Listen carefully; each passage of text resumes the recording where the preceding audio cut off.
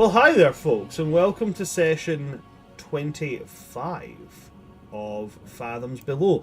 I am, of course, your DM of Doom, Son of Asgard, or World Tree Quest here on Twitch, and with me today we've got my lovely cast for this campaign. We have got Just Kyle, we have got Madness Diamond 2.0, we've got Silky Cove, we've got that one Warlock, and we've got Lawless Ares cosplay. Now, I don't have any housekeeping because all the housekeeping stuff I have said in the past few videos. If you want to see it, go watch them because I've said it for about a week now and I'm not saying it anymore. So yeah, I don't have housekeeping, so we're going to jump right to the recap of last week's session. So guys, what the frickety frack happened last session? Don't you look at me like that. This is gonna be the worst recap anyone's ever heard, Who's and I'm prefacing this now. Okay. Hi. Hi. I'm gonna miss so much. Here we fucking go. Let's do it. So, last session, we started off. We picked back up where the jovial musical moment was happening. With Reaver and everyone, and it was a nice time, and I think that's about the last nice time outside of a bit of Luce and Malith that we had that session. And we ended up breaking off so that Luce could go have a conversation with Malith. And the conversation it was, not a very fruitful conversation for Luce, unfortunately, with Malith having the brain scramble as much as he did, but Luce seemed to enjoy, so that's nice. And Malith is awake and is not dead, so that is a bonus. Reaver had a conversation with Luce, with Marisol. That was really sweet, really cute, about Marisol singing. And that was just a very sweet moment, and that Reaver would need to talk to Marisol a little bit later about potentially being a second, and about some other stuff involving Priestess Shira. And so that has a pin in it. Ariel fucked off somewhere, saying that they'd be right back. Echo kind of already called bullshit on that when Ariel left. Echo then went and had a conversation with Reaver, not only about Ariel's potentially poor mental state, but also about someone named Archie, who had attempted to pull Feather's heart out. Echo does not know any of the backstory stuff, does not know any of at all what that means. Learned it, unfortunately, later. But Reaver had a bit of a shock there. And then sent, Echo's also worried that Luce was following in Archie's footsteps. Reaver then sent Echo off to go find Ariel and make sure Ariel was safe. Echo went and did so, which is when Echo found out that Ariel was trying to get away, and had at least some plans of leaving, and Echo and Ariel got into a deep conversation because Ariel could not get away from Echo. Because unfortunately for Ariel, Echo is a tracker by trade. And cannot be blinded as Echo has no eyes. But they had a conversation in which Ariel blamed themselves for pretty much everything having gone wrong in the party. And that the things coming after Ariel, the thing hunting Ariel, it would be better off if Ariel left and that thing would go hunt Ariel instead. Echo called bullshit. Echo gave the reasons why that was bullshit. Ariel is still beating up on himself, but Echo did manage to convince Ariel to come back with them, to which Ariel said back to the cage, I'm not letting that go because Echo's not letting that go. And then Reaver got a memory back. And this memory was of back when Reaver was Archie. And it was the entire moment of Archie going after Feather on the ship losing control, trying to rip Feather's heart out, having that combative moment, and then at the very end being knocked out while still in that state. Reaver and Marisol had a little bit of a conversation. Reaver didn't open up much at the beginning to what just happened, but did take Marisol to go see Priestess Shiva and talk with a god whose name I can't remember. Sahalu. I was like, it's a really pretty name that I really like, but I can't remember it. Talk with Sahalu, who presides over the dead, to get some answers about some past life, quote unquote, sort of stuff, including the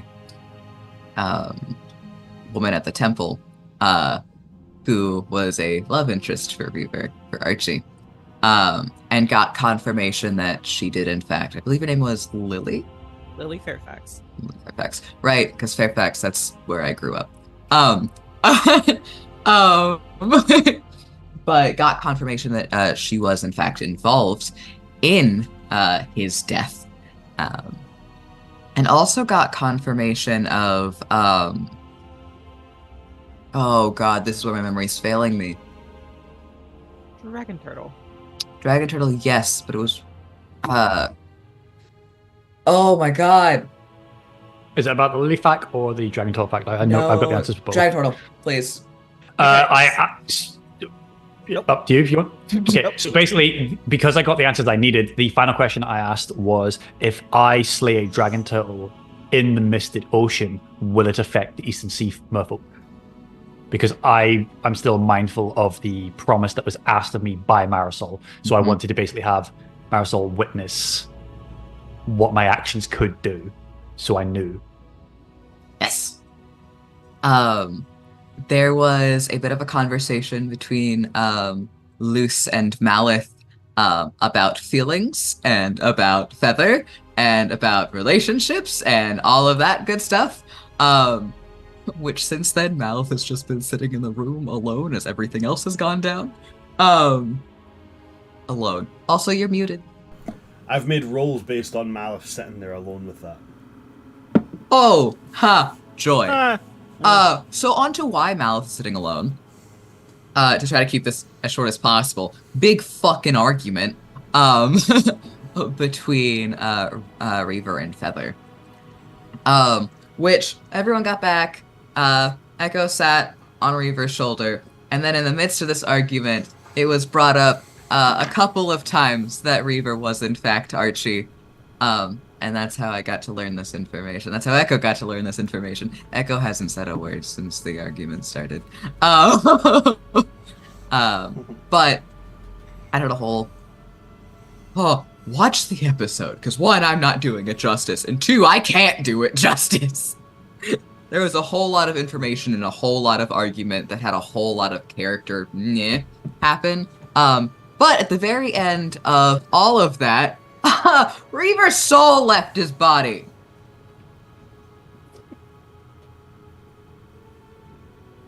I'm not exaggerating. Also, Bran, you look Amish. But that is the end of my recap. Someone please fill in blanks that are necessary. I'm focused on Amish Bran now. As the DM, I am saying nobody fill in any blanks. Don't do it. Just leave it as that. Honestly, you did great. I mean, yeah, you did honestly, amazing. You covered everything. Mm-hmm. Yeah, you did fantastic, Silky. You did great. Yeah, Proud of you. you. Did good, Pudding Pop. I'm gonna, from now on, when people do a good thing, I'm gonna call them Pudding. Aww. Right. Aww. Should we just start the session? Please don't make me hungry. Just had nugs. I just had nuggies. Yeah, I think that was pretty succinct. That was pretty good. It covered pretty much everything that happened. I don't believe anything's missing. I feel like so much is glaringly missing, and I just can't think. If it is missing, go watch back the episode. See what you guys can pick up that we missed. Yeah, you know what? Please, if you want to watch get the everything, episode. go subscribe to the YouTube channel and watch the damn episodes. Go watch it, then come back Yeah. and tell us in chat. You missed this. If it's missing, it's also missing from my brain. So We're just getting really into the character of it. Right, so we ended last session literally with Archie leaving Reaver's body. Ooh, thank you very much for following. Oh my god, it's the artist themselves. Hello! Hello there, you awesome bundle of joy. Thank you. It's about to pop up on the chat and on the screen in a minute. We have the artist who did the echo art, and it's lovely and it's fantastic. And we're Amazing. we're definitely going to get in touch with them when they have commission spots open up. Yes. It's definitely happening. We're going to fight for them. We're going. Yeah, no, we are going to fight for them. It's going to be a If battle anybody royale between tries- everybody. If anybody tries to book a commission slot, I hope you know I'm going to find out where you live and I'm going to slide tackle you. Bring it on. I'm prepared. My body is ready. Out of nowhere, there's just a hairy Scotsman randomly slide tackling somebody in Ohio, like. Yes. Okay. So we ended with the soul of Archie literally like shuddering itself out.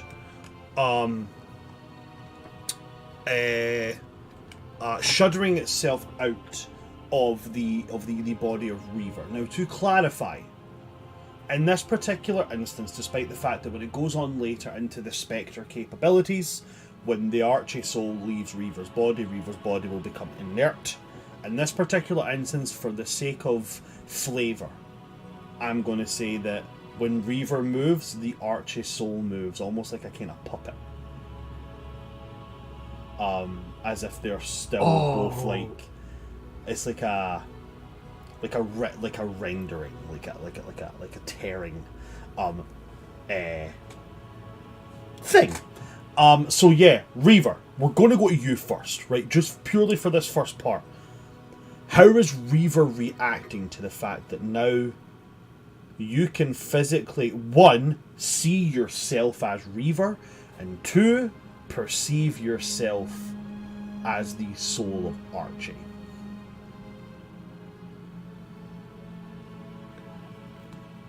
So, as described at the end of session, with the hands being held out and then the spirit breaking out of its, we'll call it mollusk coffin, in the sense of the armor that I'm wearing is currently mollusk's armor.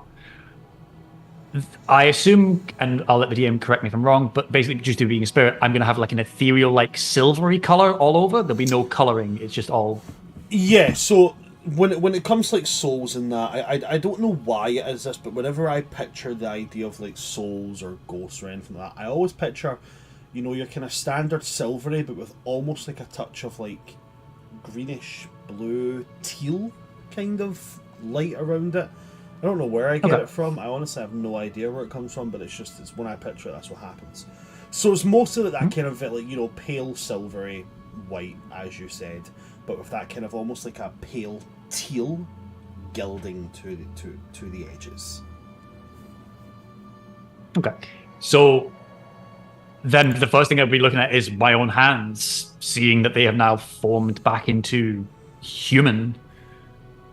And then the hands will be turned over and in almost like a selfish manner, ignoring the world around, just looking over my own forearms and then to the bicep and then down to my chest and turning around. And I guess at that point, I'm going to see Reaver moving as I do and having that almost childlike interest as I'm going to lift an arm up.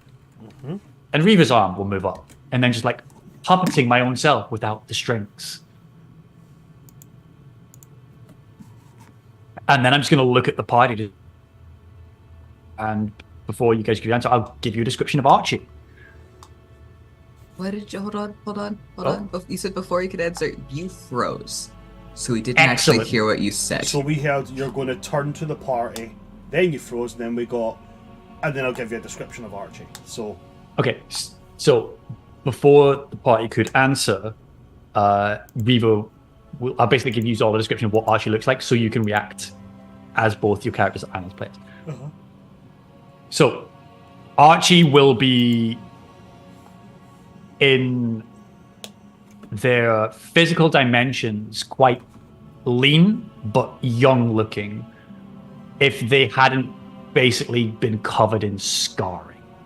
They will have not much wasted muscle on them, but they've not built for muscle. They've not been eating like protein after protein after protein. They've just kept themselves going, as most pirate crew would.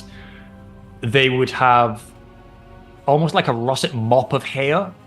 Again, it wouldn't be well maintained, but there will be clear carved out lines of hair, which some people would do as an artistic choice, but in the case of Archie, it's scar lines from wounds that basically they've cut close but not deep, so the hair can't grow back.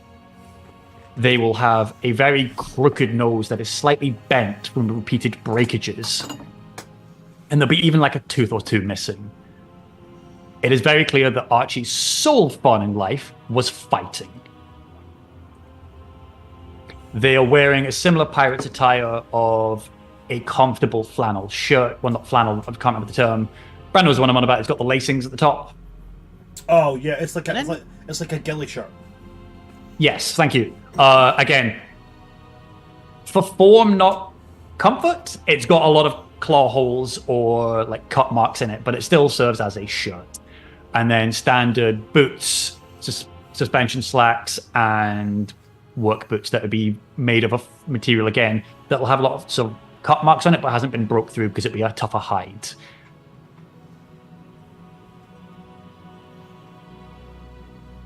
Alrighty. Anything else you want to describe there, or is that everything for that? Unless people have questions, that'll be it. Okay. Okay, so then this is what you all see. What has been described to you, this is what you see floating. Barely connected to Reaver.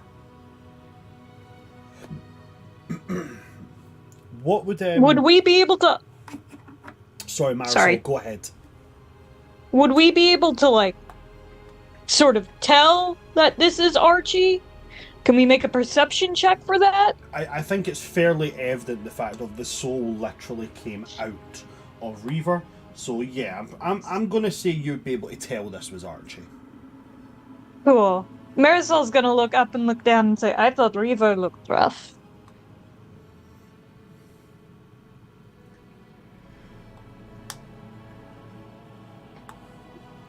There's a lot of tension. You could laugh for once in your life. Or the last life, I don't know.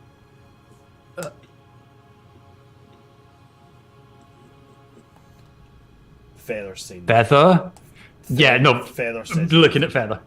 He's looking at the soul of Archie. He's looking at Archie with a real sense of like,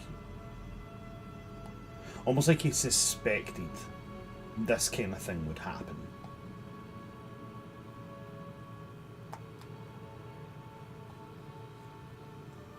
But he doesn't say anything. Okay.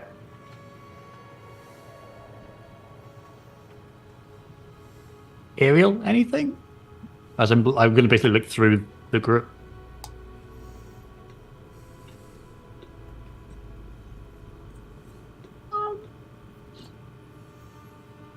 And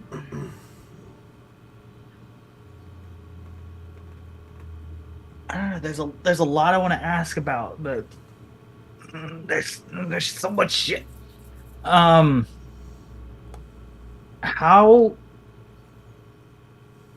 does Archie, like the specter of Archie, how does he hold himself? Like, is he very like proud? Is he like weighed down? Is this like an Archie, a specter that understands and knows what has happened, or is this a vision of what was Archie? Given the spec information that I currently have from the DM sent me, this will be current Reaver as Archie, in the sense of the posture will be confused. If we get further down the specter line, we're gonna get the past. Okay. Cool. But no, the shoulders are down, the body's quite closer to itself, it's scared. Yeah. Ariel looks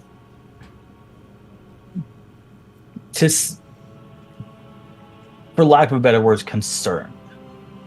Not for what's happening, but for Reaver.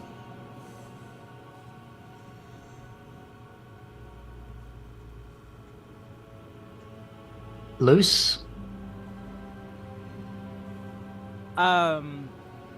Luce is going, because I asked last session how close is Luce to Feather in this moment.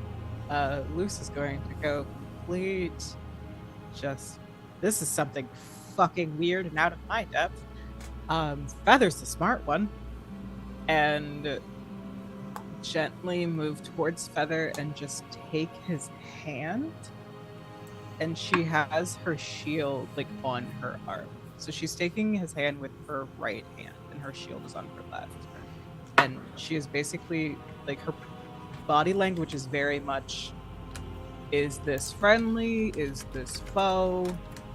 Is something happening to Reaver? As well, she's had a lot of experience with Wreckborn. She's never seen this happen. But at Marisol's comment of thinking that Reaver looked rough and then that we can all laugh, she does like untense a moment and does laugh a little bit at that comment, but still is like reaching for Feather and trying to hold on to his hand. And for our party member with the insane passive insight, it is the same thing that happens again, where wherever Luce is touching Feather is more relaxed, and a lot of that tension releases at Marisol's comment, Marisol's joke. But it's still, she's, hold on, my shit might be. Can you hear me? Yeah. Okay, Yeah. I didn't know if it was my internet doing a fucking wiki. She is like still like that arm with her shield is still like at her side, and at a moment's notice it could go up in a defensive. She's not prepping to attack, she's prepping to protect Feather. Battlemasters be Battlemasters. They're so cute. Okay. Thank you very much, Millet, for the hydrate. I can see we've also got a shiny and gold to mark down for We did later. get Shiny shiny. gold has been marked. Okay, awesome. That's the second one recently. We gave him some health last time. No, but we do have shiny and gold stock. we do get have shiny and gold shiny. There is a there is So a do they shiny gold stack? stocked. No, no, they don't stack. Damn. Otherwise, you kill a bandit lord and a +1 sword becomes the sword of Zariel, which is not fucking happening.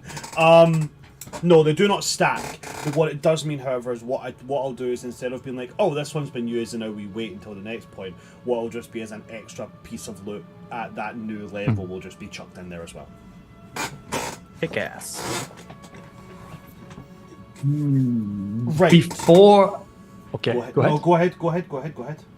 So, given the fear that emanated from them, before I look at Echo, I'm going to look at Luce and Feather, specifically staring at his chest, and look at my hands to see if claws are going to come out.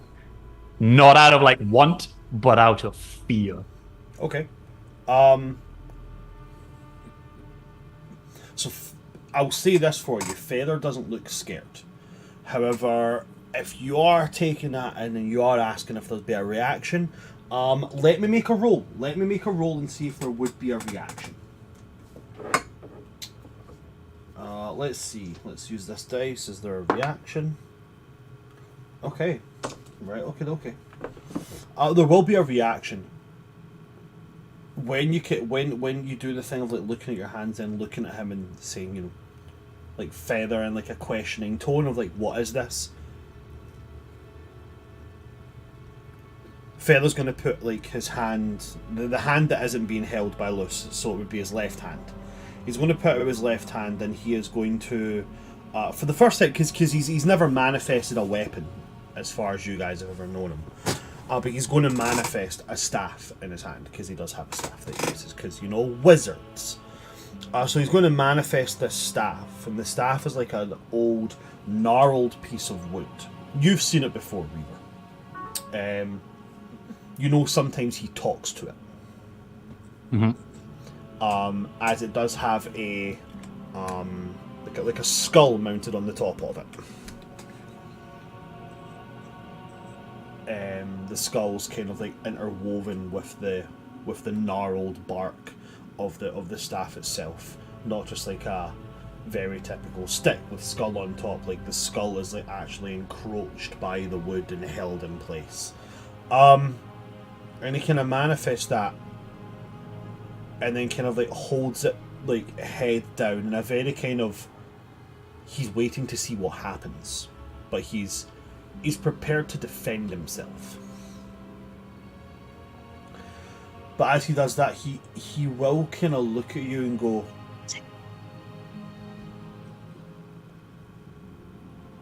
who does your mind belong to right now?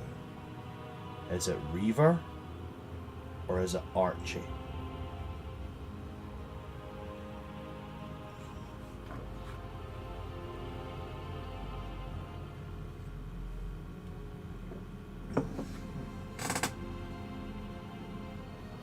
The hand is going to quiver.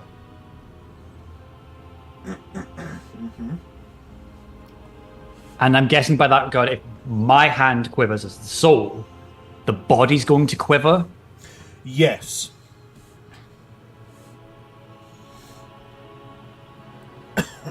And then it's going to look really weird, because how do you puppet yourself with no strings and no controlling aspects? And I'm just going to try and twist my own body to hug Echo. Because if I know I'm scared and I know what I've done, then the last thing I need is Echo's fear to be apparent, because I already knew they were scared.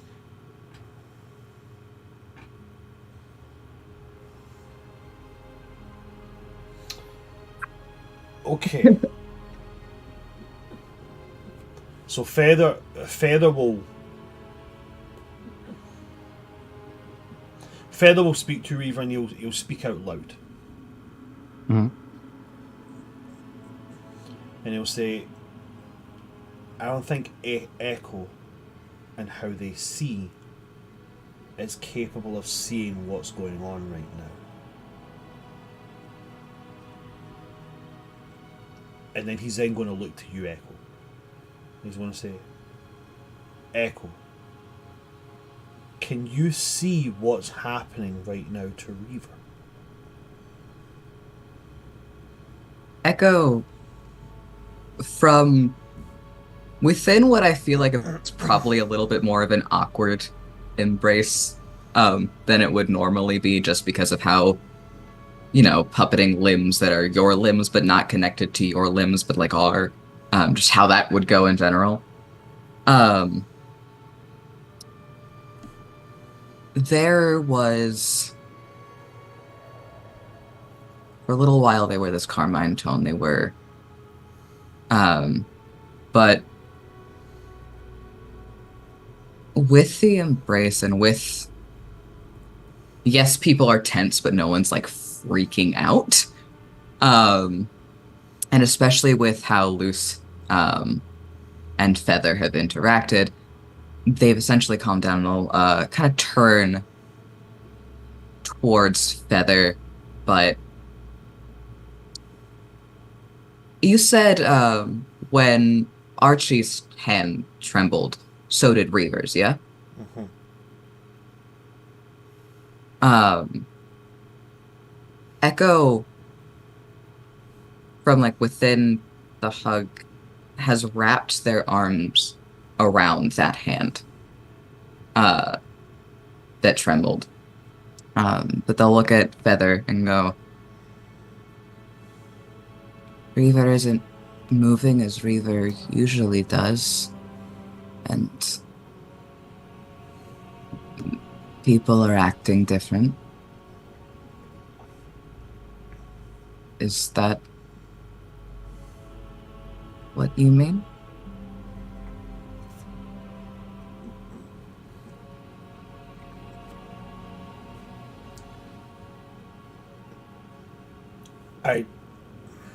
I'm not entirely sure how to explain it yet, Echo.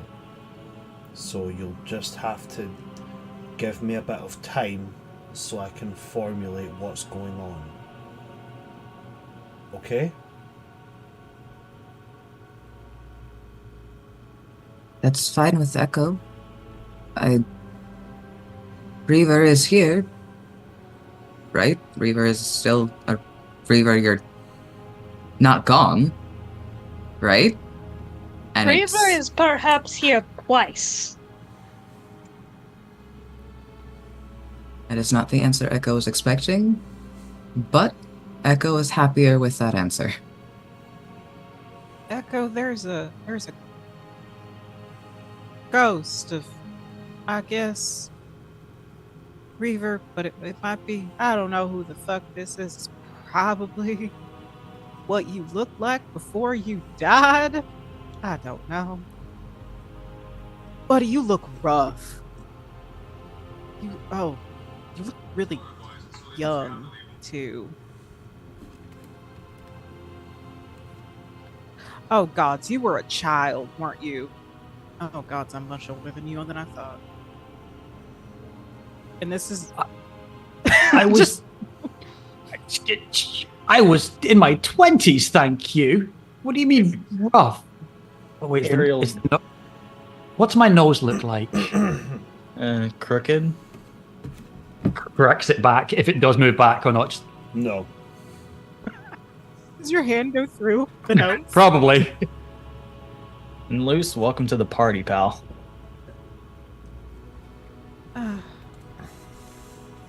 Echo, Reaver's still here. It's just Reaver's gone through some changes. Do Rekhorns go through spiritual puberty? Is that what's going on? I knew you were a young Rekhorn. I didn't think that was a thing. Oh god, did Drift do this? The horrible If memory. You... Go ahead, Danny, first. No, go on. I was gonna say, Luce, if you do not know, the rest of us definitely do not know. Fuck. So, as that moment, sorry, I didn't want to interrupt, but basically, Echo's just going to feel like one of the arms moving to like try and reset the nose. Just nothing. As the arm moves, is it the arm? Is it? I need to know. Is it the arm that Echo's attached? Is it the arm that Echo's attached No. to? Okay. Aw. So Echo's attached to the other one. So Echo kind of just as the arm goes like over them and just kind of like, okay, I'm gonna let that pass. But Echo might actually climb that arm, metaphorically, to give a little pat at Reaver's face, where there is no nose, obviously. Mm-hmm.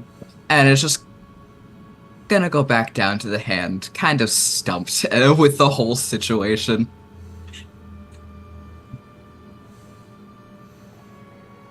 So,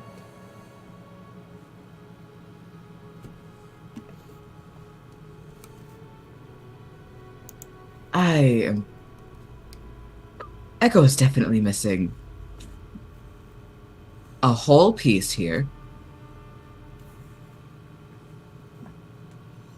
Rekborn puberty is not something Echo is familiar with. Can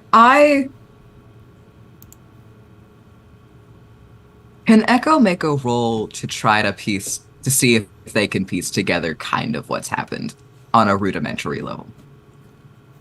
Based on what everyone said... Okay, let me ask you this. Does Echo have proficiency in Arcana? Let me check. Yes. Yes. In that case, based on what everyone said, I will allow the roll. It'll be an Arcana Okay. check.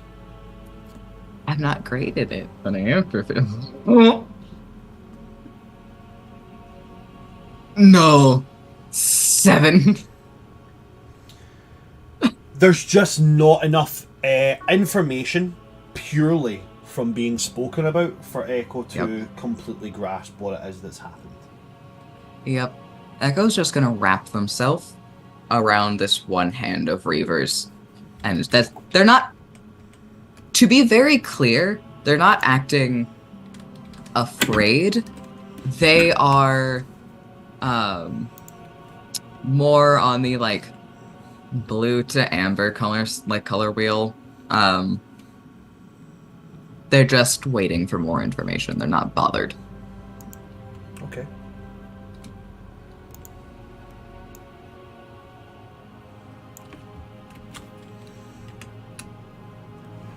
Could you repeat to me the exact words you said, Echo? There was the question about Reaver. Could you repeat the exact wordings? God, you're testing my memory and Echo's. What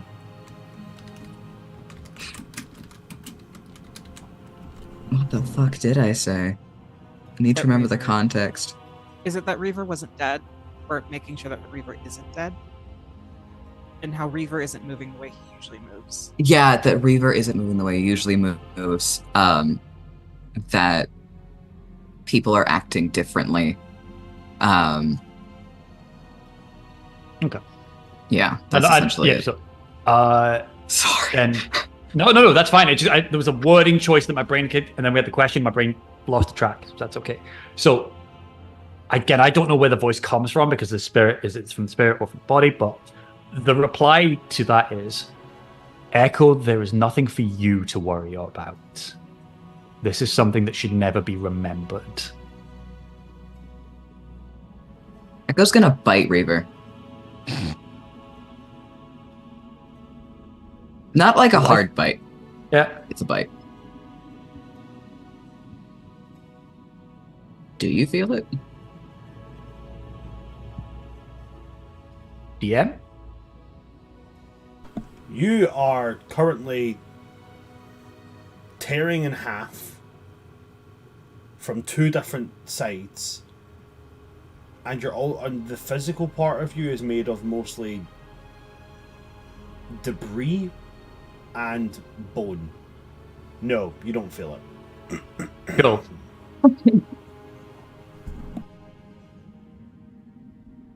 I'm going to take a step forward as the spirit and see if the body moves with it. You take that step forward, and the physical form of Reaver does take a step forward too. Panic is just going to be the emotion now. Feather, I want this to stop. How the fuck do I make this stop? How do I get back? Do you want the long-winded answer, or do you want the simple answer? Do I look like I have time for this? Put me back. Yeah, give me a moment. I'll just wiggle my fingers, snap, do a little tap dance, and it'll all be better, shall I? That how it works? No, that's not how it works, Liz. This is beyond my level of magic. This is like talking to gods level of magic. You are, in the simplest of terms, you are currently fighting between being Reaver and being Archie. You need to pick. Reaver, no questions. Then you need to start acting like it. You need to start leaving behind what Archie was.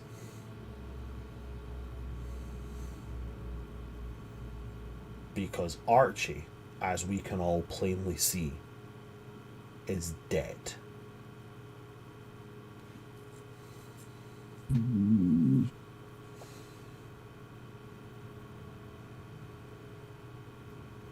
That's entirely point, though.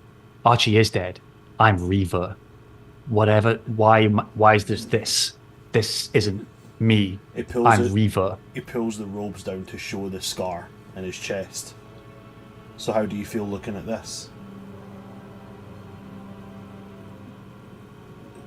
Horror again with his like it's like for those who care about food, like watching your favorite meal burn, and you're the one who's like, oh, I'll set the oven for 20 minutes and it's went for an hour and it's just black. It's like me when I see someone put pineapple on pizza. And now we've got a whole other conversation. It's delicious. I just like to stir the pot. I just like to Suffering stir brings me joy.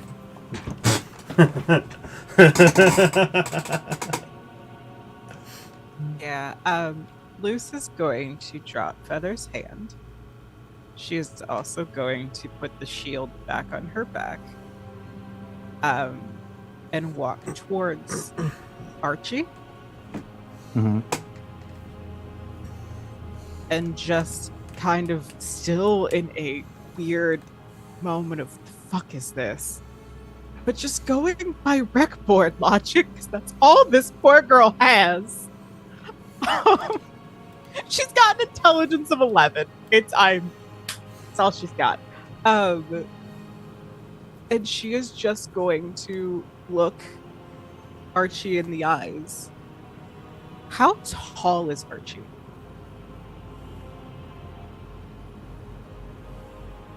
Archie is 5'10". Reaver is 6'4", if you need the comparative. Yeah. And she's just she looks him basically dead in the eyes, and it's a little bit up. They're probably about the same height at this point. And she just looks at him and says, "You know, it's nice to be on even eye line with you. For once."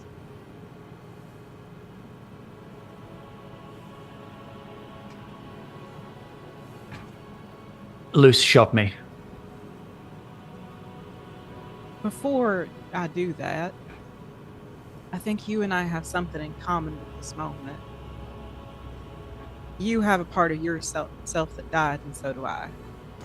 The way I handled that is I made a compromise with myself. So you need to make a compromise with yourself. And I'm gonna just repeat something that you once said to me in the midst of you trying to fight me and Steel Drift's weapon. Your name is Archibald Randall. Archie to your friends and Reaver to everybody else. You told me earlier I could call you Archie. This is what I've been asking for since the moment I met you. And you gave it to me and I said, when have we ever been friends? I consider you to be more than friends. You are family to me. Whether you be Archie or you be Reaver, because they are the same fucking person.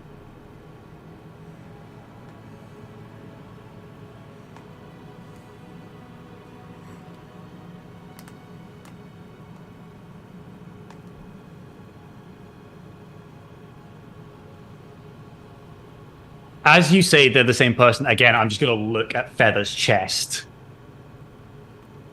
And again, the hand will be quivering. The one that went for it. Almost like a anxiety reflex. Squeeze. And Luce is going to put out her hand to where Archie's chest would be. Feather will let go of the clothing so that it comes back to its normal position and says, "If Archie's dead, why do you feel like that? That wasn't Reaver. That was Archie."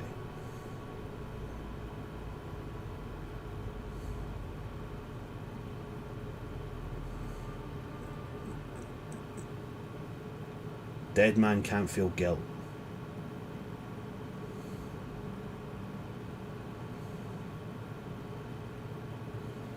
Reckborn came. Yeah. If You're they're the same Reckborn. person.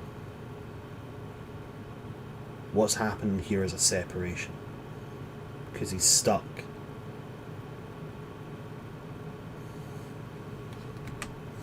Well, lucky for him, I'm pretty good at getting unstuck in situations.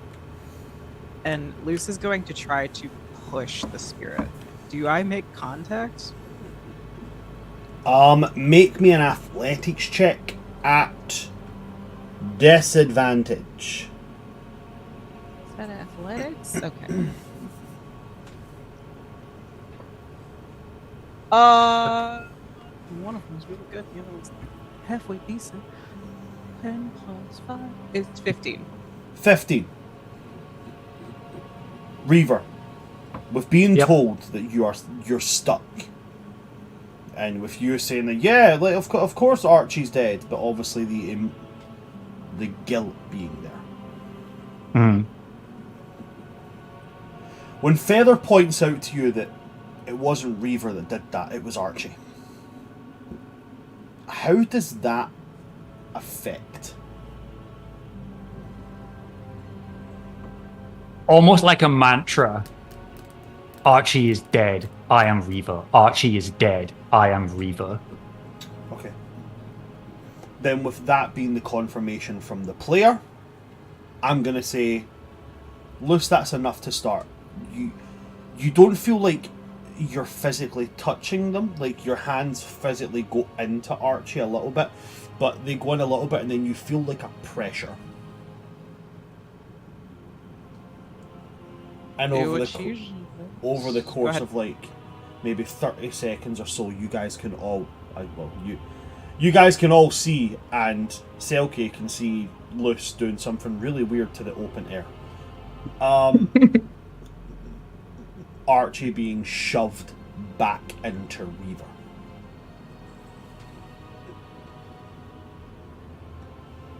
And eventually, Reaver, you and Archie become one again.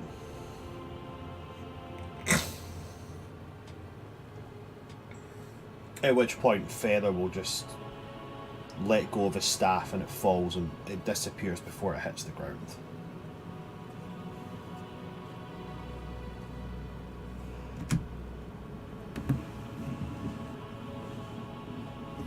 Luce just tap on the mollusk armor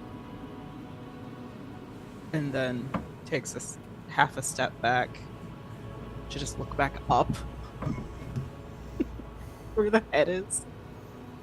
Do I understand the point when I'm fully back in? Yes, you are very aware of when there is no longer a perceivable separation. Okay. Arm that is not being cuddled by Echo immediately wrap round and grab to the back of the shoulder Luce and pull them in. Oh no, we're hugging again. You must be really freaked out, buddy. There's no confidence in the voice. There is terror. Don't do it. Don't be like me. Stop following my fucking path. Don't let it happen. It's okay. I'm okay. You're gonna be okay. We're all gonna be okay. And then Archie is dead. I'm Reaver. Archie is dead. I'm Reaver. It's not going to happen dead. again. You are and will always be my Reaver. You will always be the stubborn fucking asshole who tried to fillet me but couldn't fight worth a damn for the first time we danced together. You are still the stubborn asshole who lied the first time I asked you if there was anything you enjoyed, and then you told me music makes you happy. You are still the stubborn asshole who held me when I cried after finding out everything about my mother and everything with Ellison. You are my Reaver. You are my family. I'm gonna get you a fucky wucky sword to go with your other one. You are going to be all right.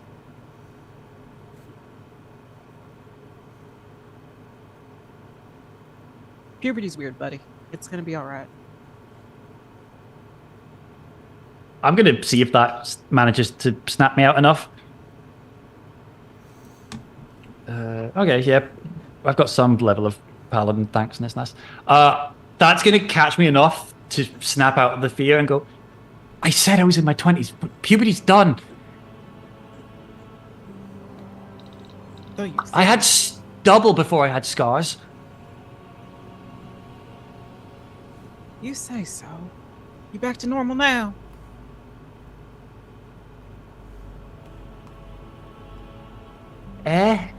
Sure. All right. And she's gonna just headbutt him lightly. Yeah, just place the head against each. Yep. Yep. And then I'm going to. So Luce will hear it as well, but again, I'm going to reiterate the words because again, I have an attachment on the other arm. Yep. You have a So that's going to be yeah. Reaver has So the an arm would be accessory. like yeah, it'll be more like pulled in closer, like to like bring into the hug, and it'll be. I meant my words. I, Reaver, will let no harm come to you, Echo. At this point, now that you're back in your body, and you're connected to, there's no fear coming from Echo whatsoever. You can feel worry and concern. You can feel affection. There's no fear. And Echo will lean in enough to, well, not only bonk heads with Reaver, but also tilts enough to bonk heads with Luce as well. Can I get the emotional feedback of Echo? Yes. Oh no. Yes, anything Echo touches. Congratulations. And Echo will give a little head shake. Before it's going. Yes. Echo knows you're a Reaver. Echo's just glad whatever happened, you're working again. Properly. You are no longer broken. you're functional. Better. Let's go with that. Echo We will have. take 2 What? seconds and just go. You're not going to almost accidentally decapitate Echo trying to reach for things. As you are now. At least Echo thinks so. And then Echo will turn to Luce. Confirm? I got a real good shield that can probably help with it, so... Confirm. Then that'll be it.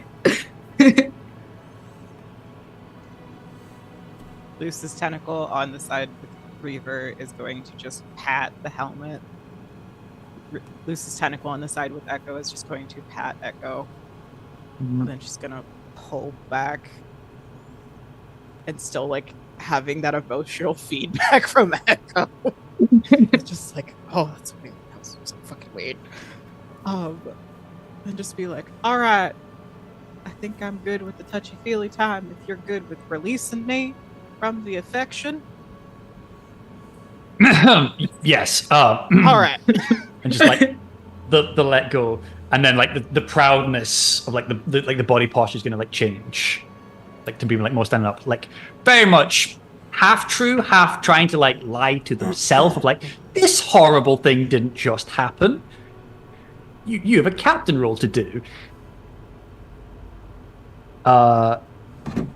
Reaver's gonna look to the party and address them. There are some things that need clarifying, which are apparent. You are all part of the crew, but you've not had the code explained to you. This should be rectified. And I need to get the notes up for this. Go just there like there's a code. There is a code. And matching jackets called a dagger. I think Ariel does the same things. Like, there's a code. And on Wednesdays we wear pink. Damn it! I left my sun hat at home. The idea of Reaver just rocking up wearing the same armor but spray painted pink. I love it. I need Just- art of that. Instead of the barnacles, it's just small pink anemones placed strategically. Reaver will be Ooh. shocky. Oh my god, I need to homebrew anemone armor. Or like bits of coral that's all pink and like Yes. opalescent blues. Oh, the That'd be so dope. I'm gonna have Luce go over and stand by Marisol. It's just a thing that she needs right now. Safe Pat Luce on the back. I am sorry for everything that has just happened and everything that is about to happen. I don't know what that means. You'll find out. Oh no.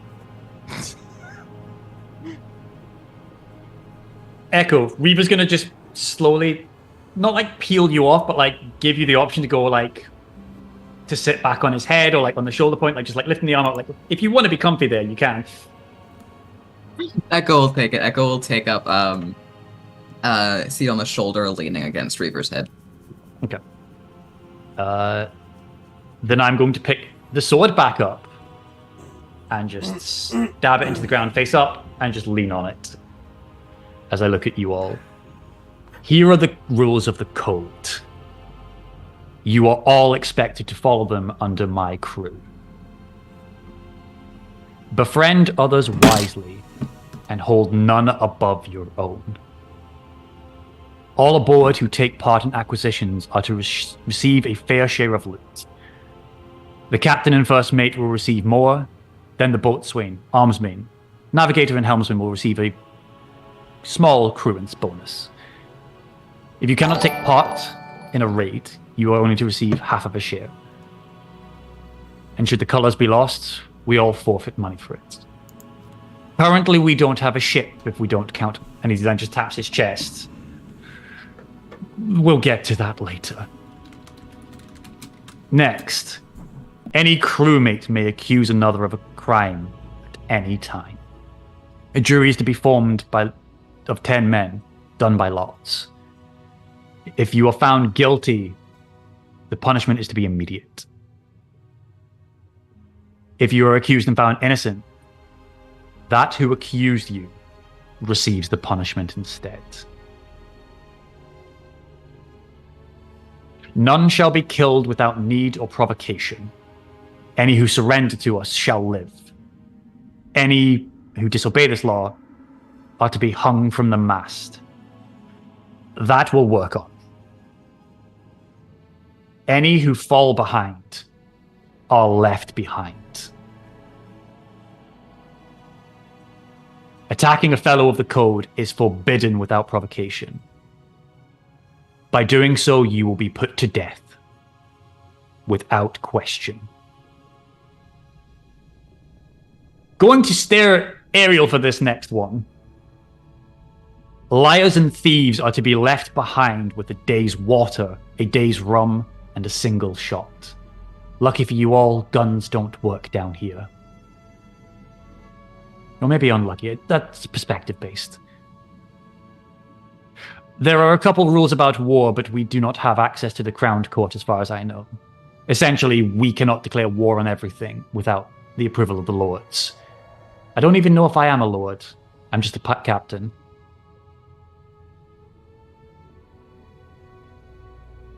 A captain who flees while his crew could be saved is set to die.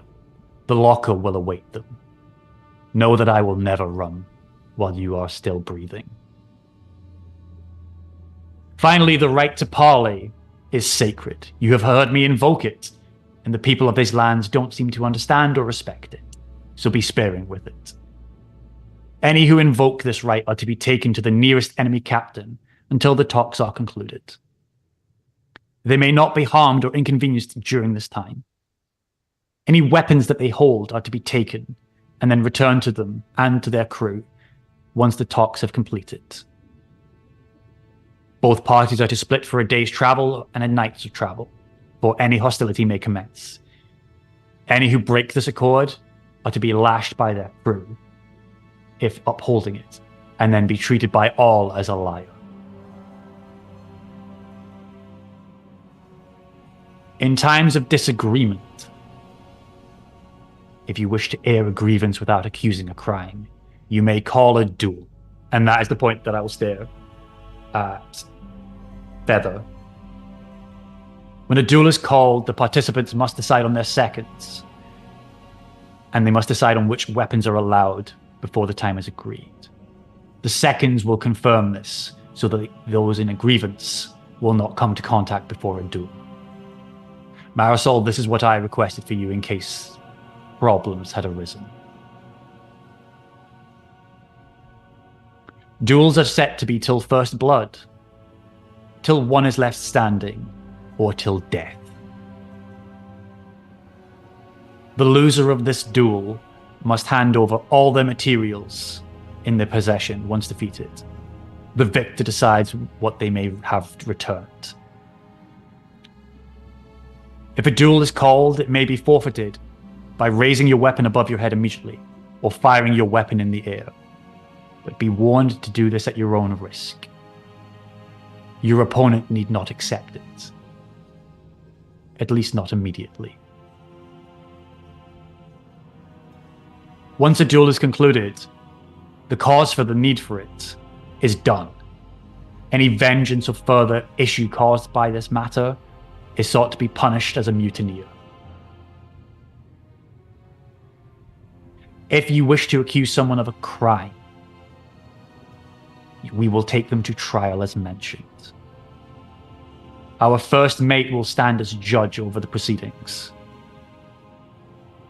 Our boatswain is to stand as executioner. Luce, that is you.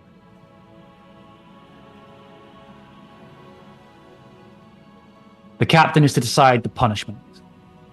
If the captain is accused, the first mate decides the punishment.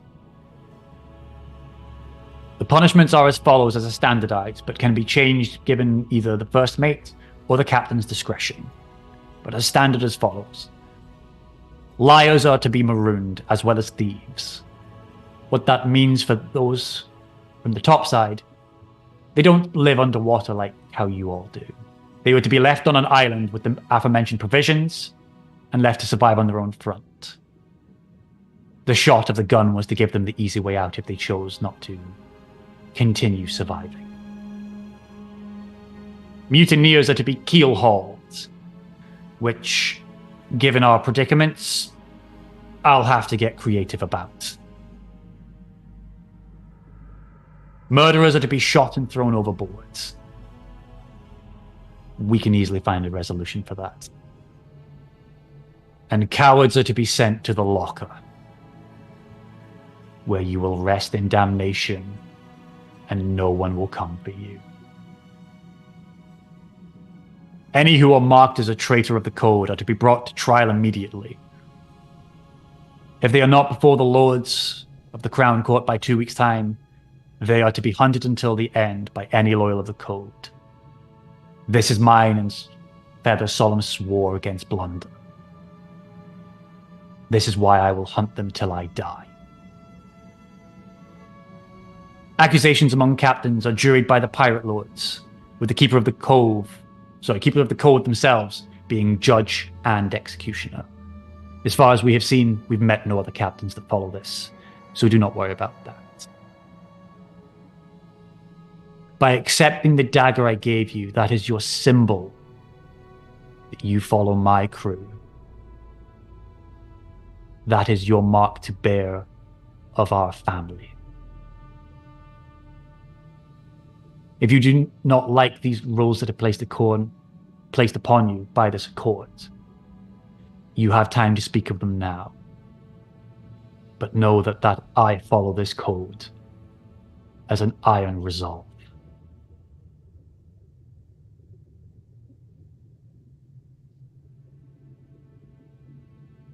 Firstly, Feather, are we at absolution or are seconds needed?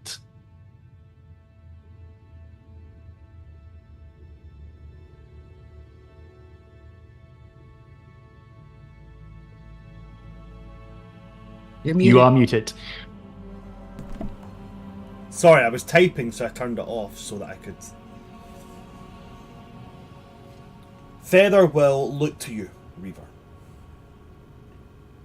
And he's silent for a few moments before he says, I have no grievance with you. My grievance was with Archie.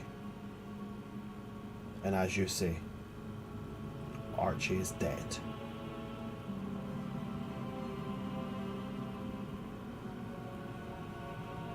Very well. As I mentioned once before, you are not to lie to anyone, but you do not have to answer. This was me referencing the code before you all became crew. And in my mistake to clarify. Let this be the moment that you all may speak your grievances and any accusations you wish to make, if they stay crew. As the air here is tenser than a frayed knot. And then I'm just going to sit down with the blades being taken off from the resting porch. I'm just going to let people speak.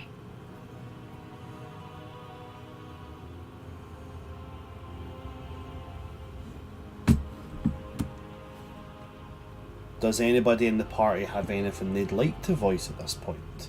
As they've now been given the rules of the code, what they'll be expected to honour and to live by. I would just like perhaps a small clarification, if I may. Reaver will look and nod at you. It appears that essentially any meaningful violation of the code essentially could resolve in your death.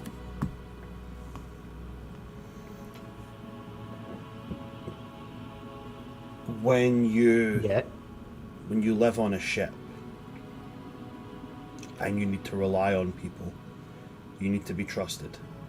So in order to dissuade any acts of malfeasance against any acts of malevolence against anybody in your new family, the punishments are severe.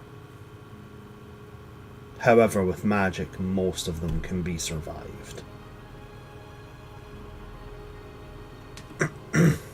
I suppose if most of them can be survived, then I wouldn't have any necessary grievances, although I find them a bit extreme.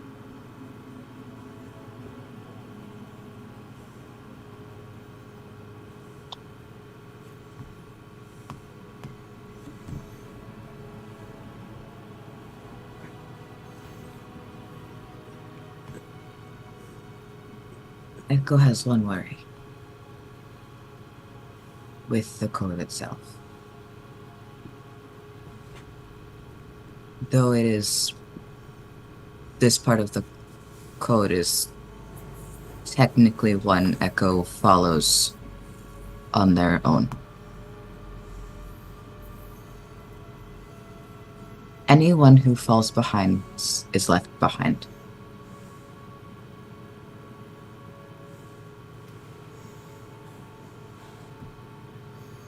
Echo currently lives by that, but Echo is now in a group.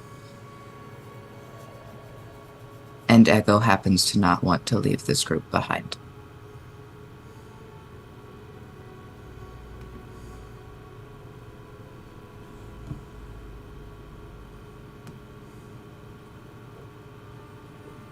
Carried Malice's unconscious body on my back for days, and it didn't hinder me. You're much smaller than Malith is, so you'd be really easy to carry. Echo is not worried about Echo. Same with most of everybody here. With the exception of Reaver. Reaver might be a little bit of a challenge, but I think I could probably drag him. If need be. So. He Echo. usually is at the back anyways. Let Echo reword. Echo does not believe we are incapable of bringing everyone with us. Echo is worried in a potential instance where that is not immediately an option. And which going back for said person would be a breach of the code.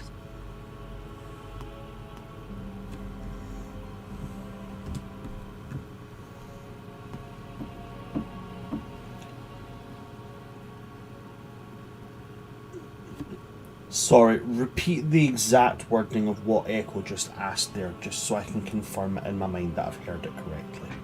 Yes. That's happened twice today. I was ready this time. Echo is worried about what happens if one of the party members is behind in a way that we cannot bring them immediately with us, and thus would make us go back for them, thusly breaking the code.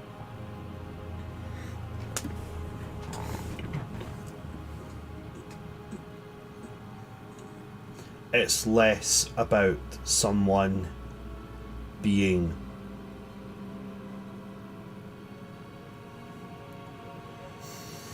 if someone falls behind,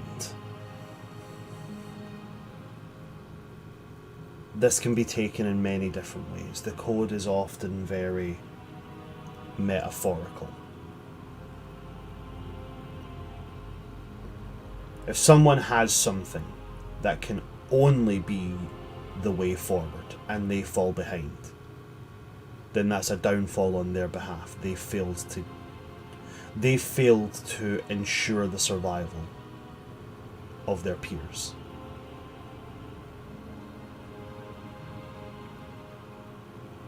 So if someone has something that is necessary to progress forward, which is what I think you're asking here, Echo. No. Then I'm misunderstanding. Echo cares not for items, Echo cares for people.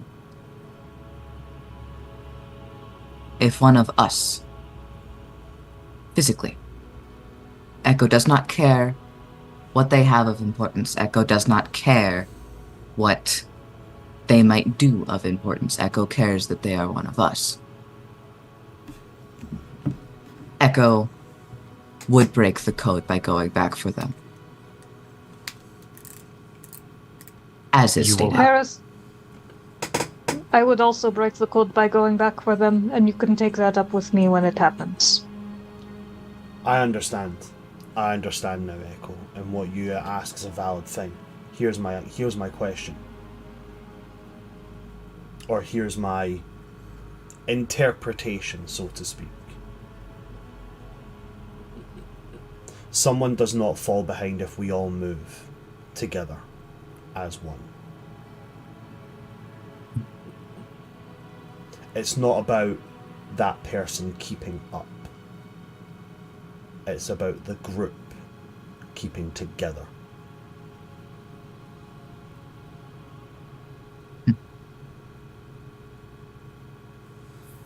Although I understand the interpretation of it being focused on the one, this particular rule is focused on the many. It is not a detriment to the one who falls behind.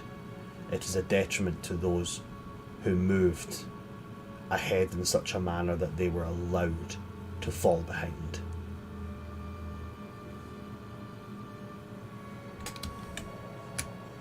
Let it be known that whilst I exist, as someone pointed out, I'm incredibly stubborn. Rule 9, as I repeat, a captain who flees while his crew could be saved is to die. None of you will be behind me. None of you will fall behind me.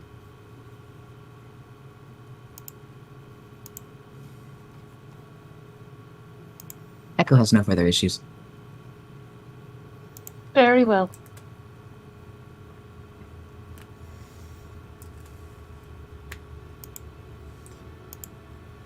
I don't have a grievance, but I think somebody's got a grievance with me. Then Luce steps forward and very pointedly looks at Ariel.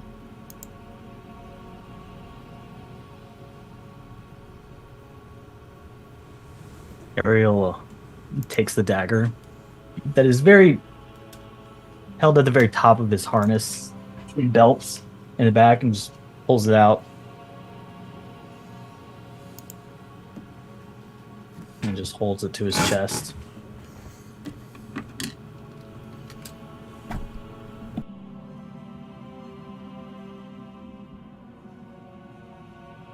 No grievances here, Captain. Insight check. Insight check. Getting in on that. I don't even need to roll. Rolls a 47.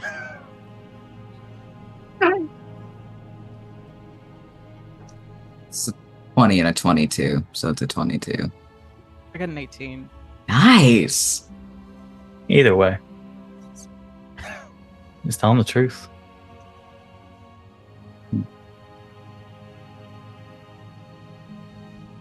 I lost one family before. I'm not losing this one.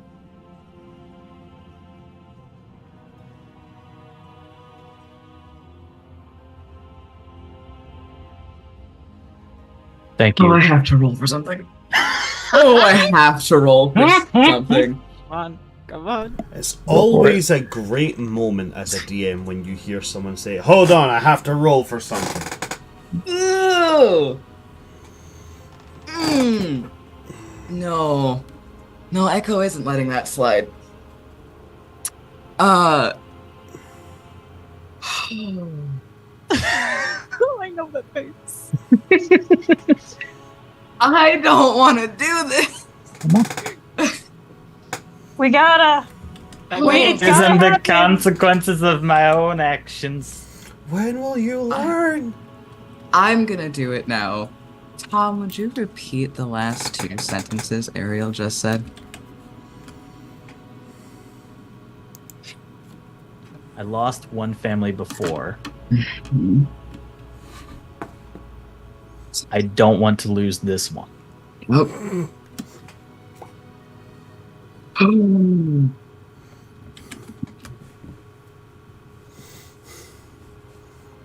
Echo! Everyone looking at Echo can see them turn a shade of Viridian. And Reaver, what you feel radiating off of Echo is frustration and anger. Echo is angry.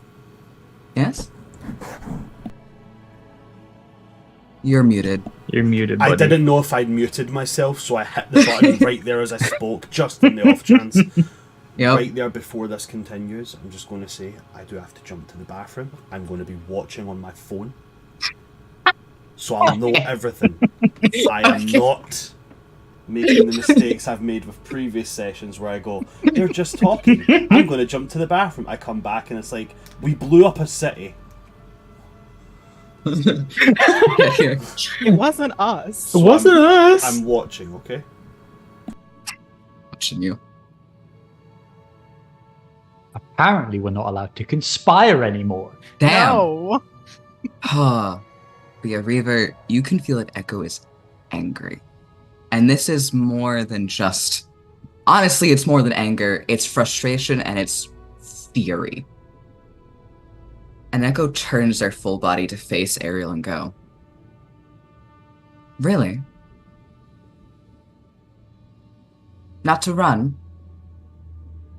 Not back to the cage? Is that so?" I had some words said to me, and emotions got the best of me.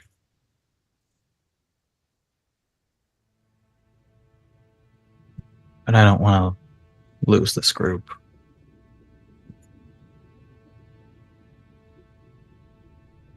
I've run away from too much. I don't want to run from this. Insight check. Go for it. 74. 26. Oh, I rolled a 5, but so you would see this. It is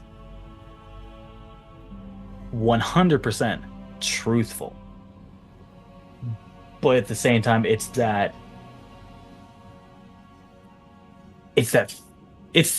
how do I word this?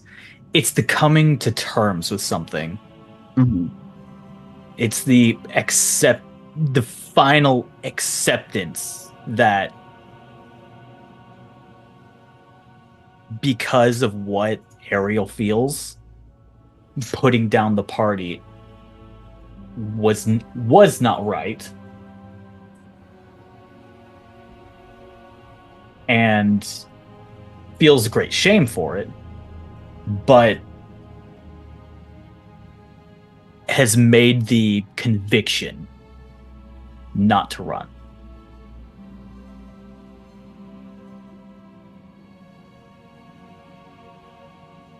Echo, with your insight focus, is it solely on Ariel, or will it like sense Reaver?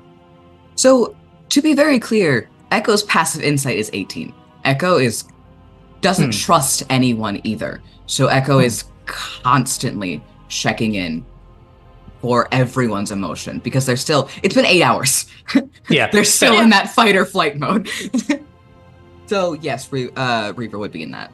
So would Luce and Marisol and Feather, everyone. Okay, so with this conversation happening, because again, you are on my shoulders, and again, like obviously, like feeling, you're gonna hear the biting grip of leather as Reaver's hand is going to grip really hard, like white knuckle hard, on the sword.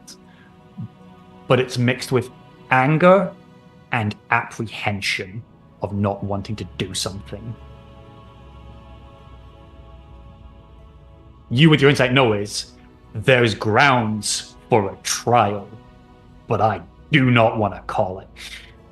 I was gonna ask, seeing that, and like Echo, because Echo is on Reaver, can I insight check to see if I clock that from Reaver?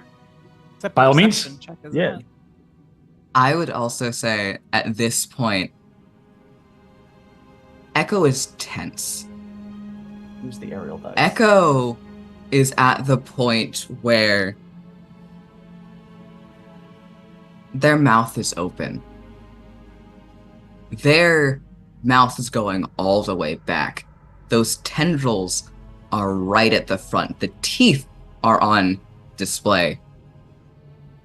It's not quite a threat yet, but it's getting there. And Echo has currently, as Reaver can tell, the anger to back that up. That's a 19 for the insight check.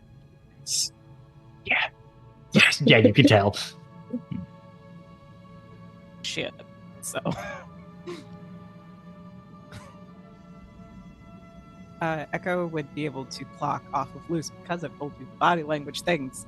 The the tentacles facing towards Ariel, like on the front side of her, are tense, but they are trying to pretend to be relaxed.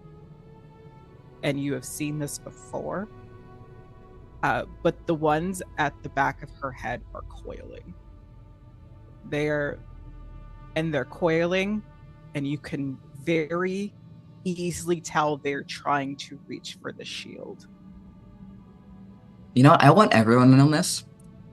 What's Marisol? How's Marisol vibing? Marisol vibing. I'm inciting everyone now. Everyone. Marisol is sort of in this moment of taking in all this information, this sort of shell shock of, okay, this code is really intense, and I'm not sure how I feel about this. I just don't feel like it feels very final, and I'm not sure I like that.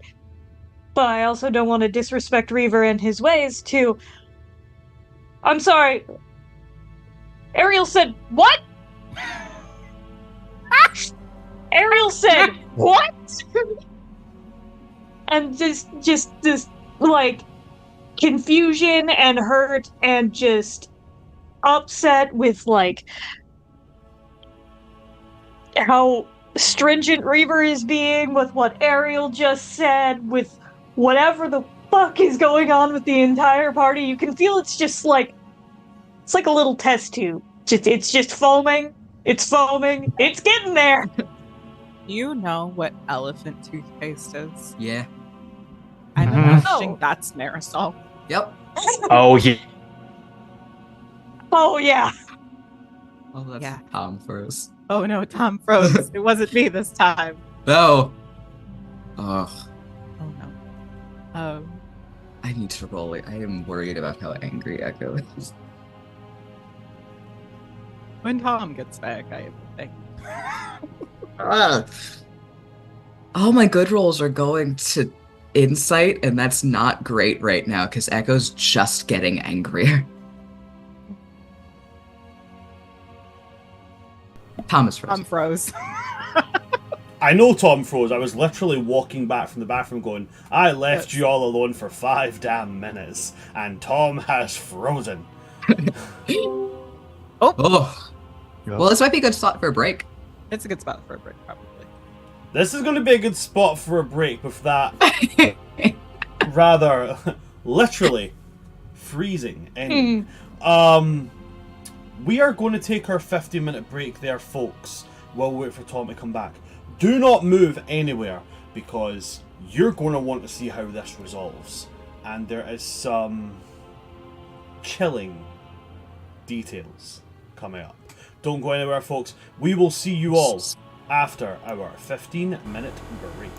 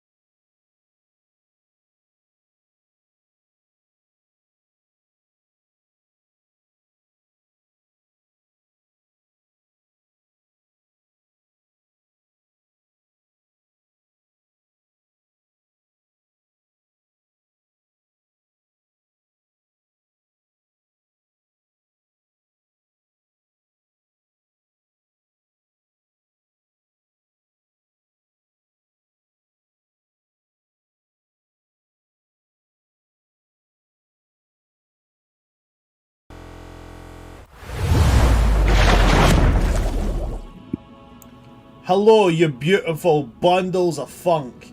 We are back, and we're, as you can see, we are a whole party. We have a Tom back. I made it back from the void. Now, as we ended with a little bit of a we're just going to quickly just back a wee, just a wee minute. So, Echo, can you just confirm where we left off with Echo and then the insight checks that were being made and what they were being made for, please? Absolutely. Echo currently is absolutely fucking losing their shit on Reaver's shoulder. They are at the point where they are vibrating with anger. They are a bright viridian color. The mouth is open, the teeth are bared, the fucking buckle combs are right there, getting ready. We're not quite at a full threat yet, but we're getting there. And this is because Ariel came up and said no grievances, which was fine, but then stated that they were grateful to have this party and they didn't want to lose this party. And that, because of what Ariel said when they were with Echo, which was, one, that they were trying to run at that time, and two, he said back to the cage. Echo is having a very personally difficult time letting that statement in particular go. And that's, to be clear, why they're still angry, even after they have confirmed that that Ariel does not still want to leave, or will not run. It's because of the cage comment that's still grating on them. But they were doing insight checks. So if everyone would happily give me what insight check Echo got one more time, including Feather, that would be lovely.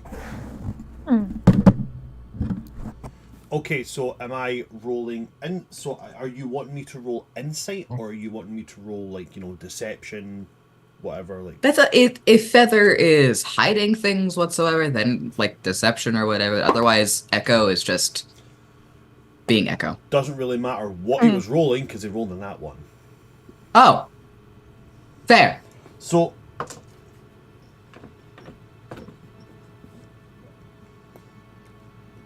I'll wait for the rest of the party to give their results, and then... Weapon. What?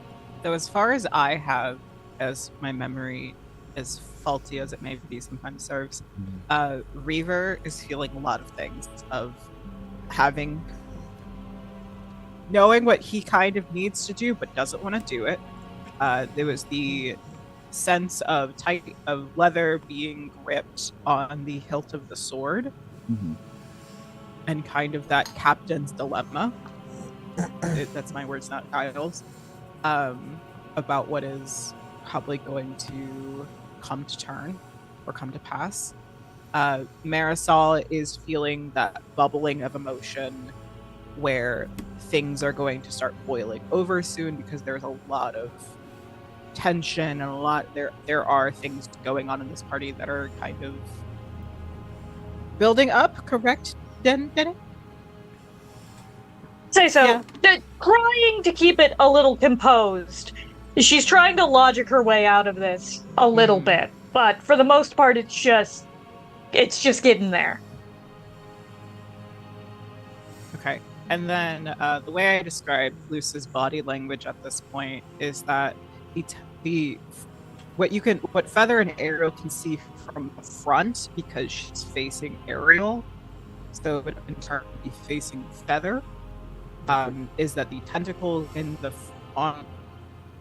front part that hang over and frame her face they look like they're attempting to be relaxed, but they're very tense, which Echo has seen before. But the back portion of her tentacles are coiled.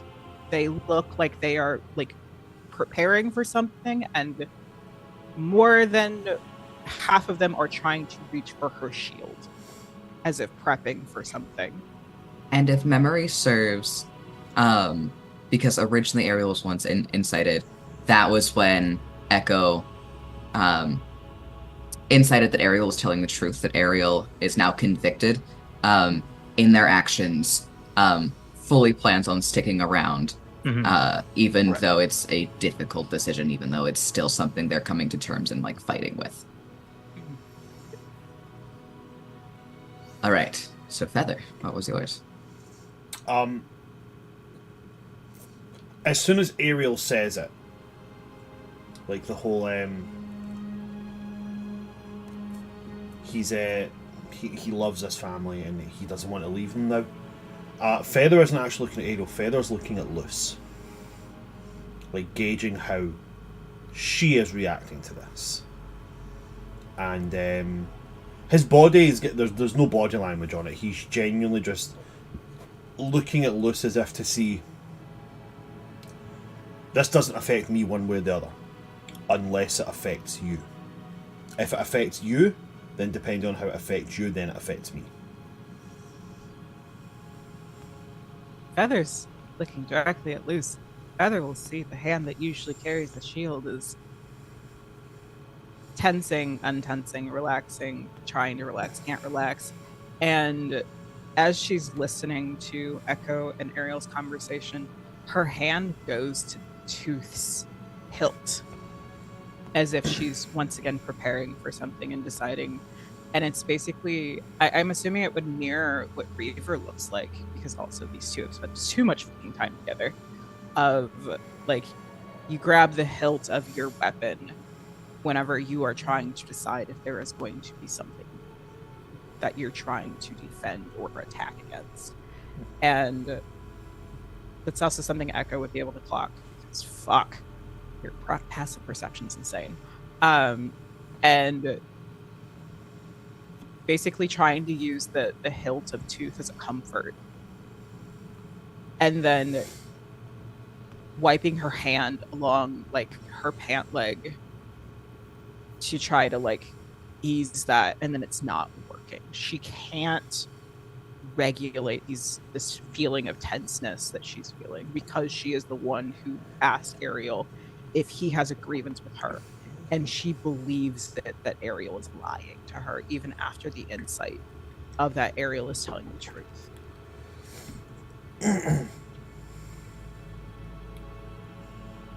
But she hasn't said anything past asking Ariel if he has a grievance with her. So it's all physical, because she wears her emotions physically.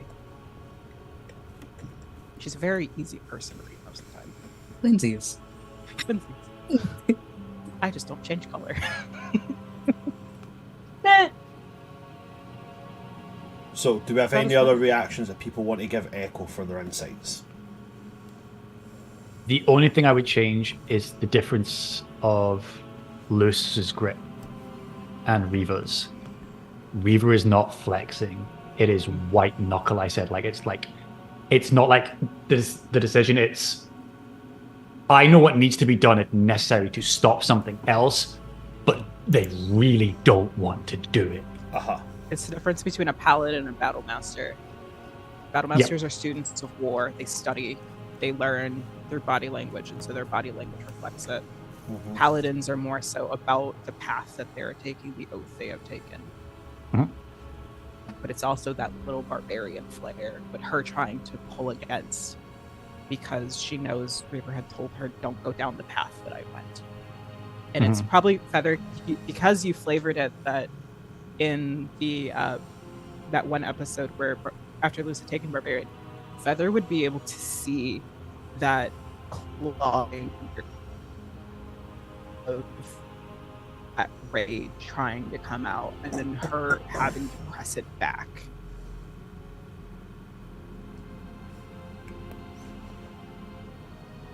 I think Tom froze again. Oh, but No. Come on, buddy. Don't die on us. So If Tom... Yeah, he died. I was gonna say, if Tom eats it, there is another way this can go. yes. Which might be the...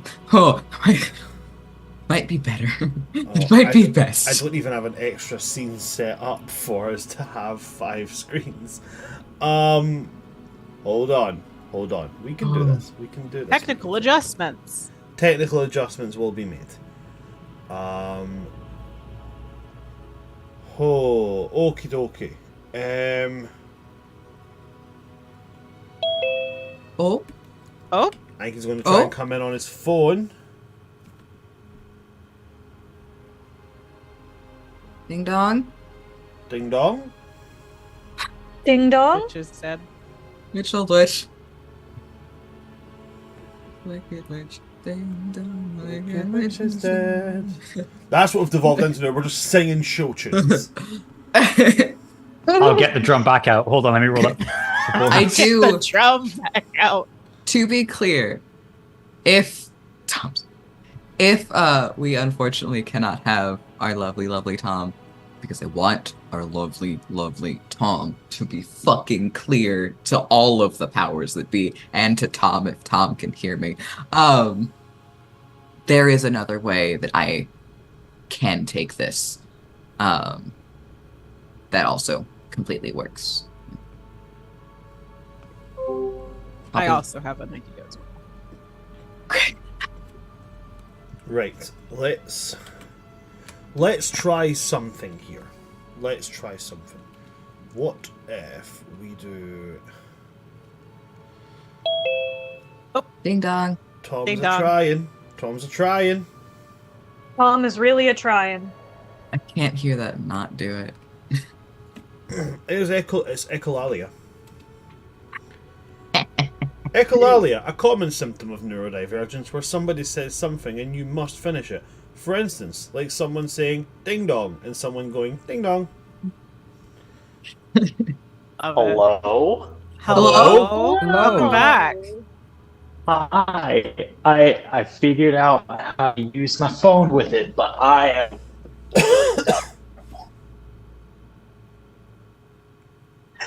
I figured out how to use my phone with it, but I am...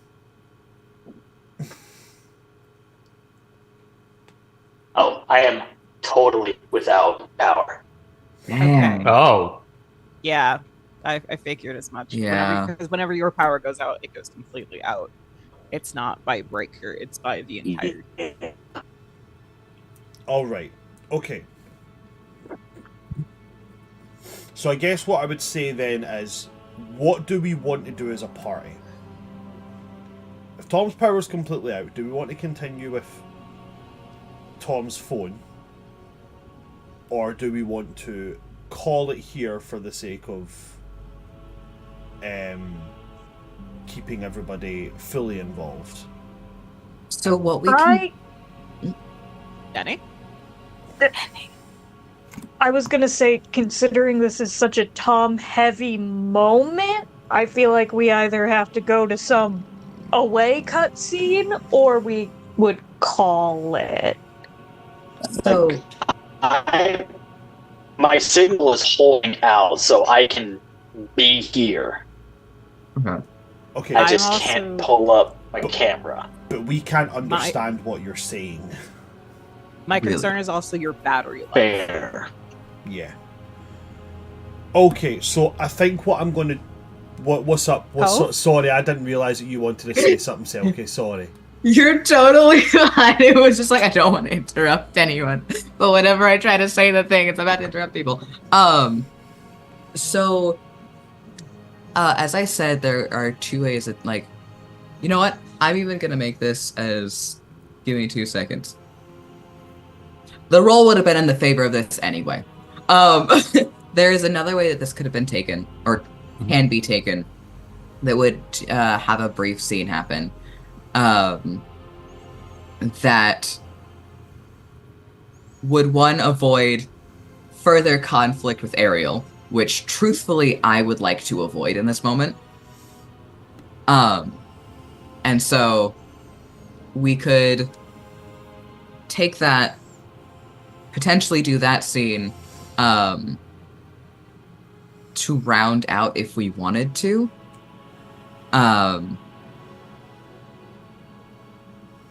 And yeah, my brain stopped in the middle of that. But there is an option if we wanted to just round out rather than cut, like, hard cut right here. I think, honestly, for simplicity's sake, in order to give us a good way out, I think we're going to have to do about a 50-50 of what we'd spoke about at the beginning of it. We've gotten through... There goes Tom.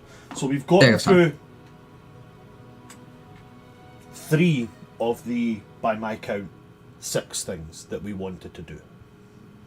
We've discussed the whole Archie Spectre situation. We've discussed the code, and we've discussed what goes down with trials and duels. We were just getting to the point of calling out shit that was going down, moving on to if a duel was going to happen, and then the resolution of that. Now the thing that which might not need to happen. Which might not need to happen. Yes. Now the thing that I've got planned could serve as a very good way to round off and serve as a good way to begin next session.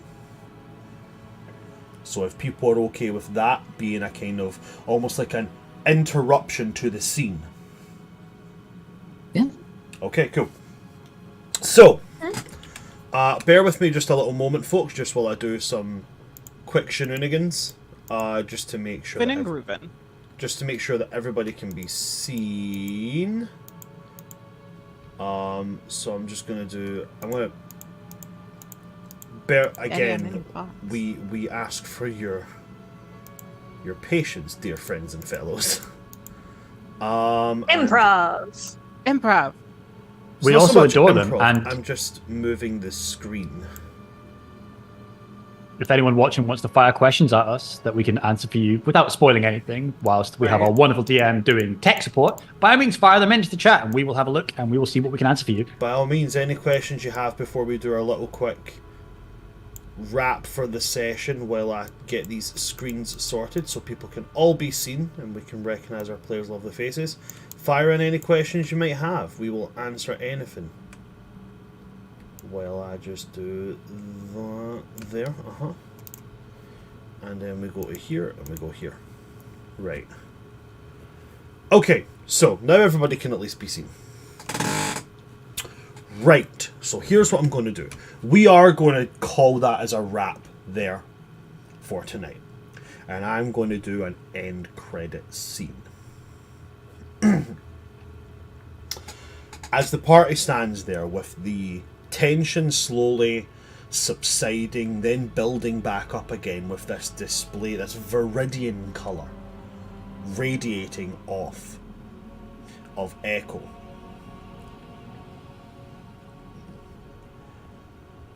As they go to air the reason for their supposed for their emotional display. Very rare in the times that we've seen Echo. I mean, I know we've only known you for 8 hours, but emotion is not really a thing that has been shown. There was the distant sound of a horn.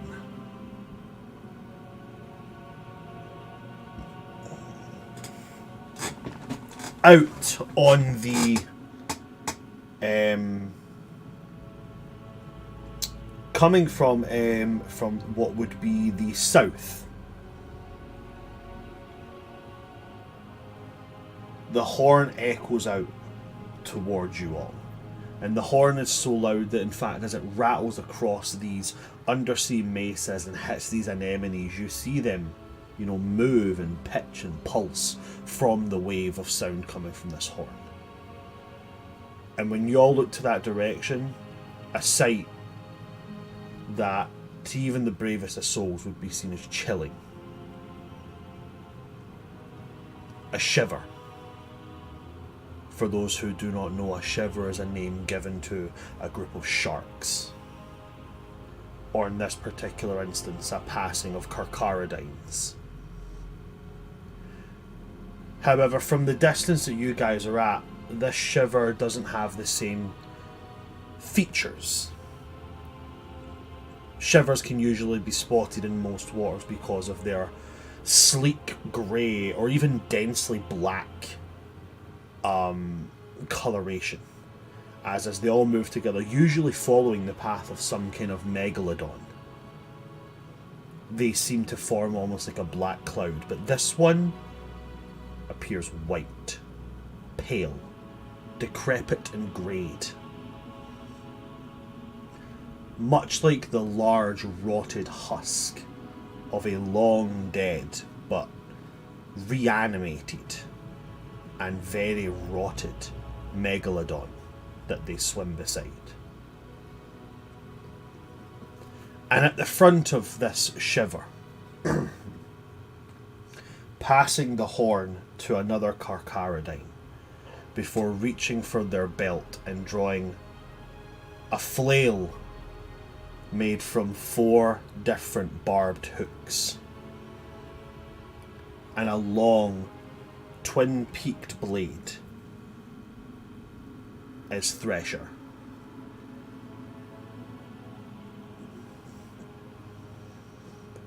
And he kind of just floats there, staring down at the salted cove. And then he just holds up the flail. And at that point, the shiver descends on the salted cove. And that's where we will wrap for today's session.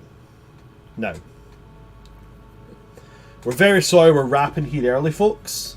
I had intended on having this as kind of like a mid one and had a bit of combat and the party having to manoeuvre and work together, right? Building those bonds.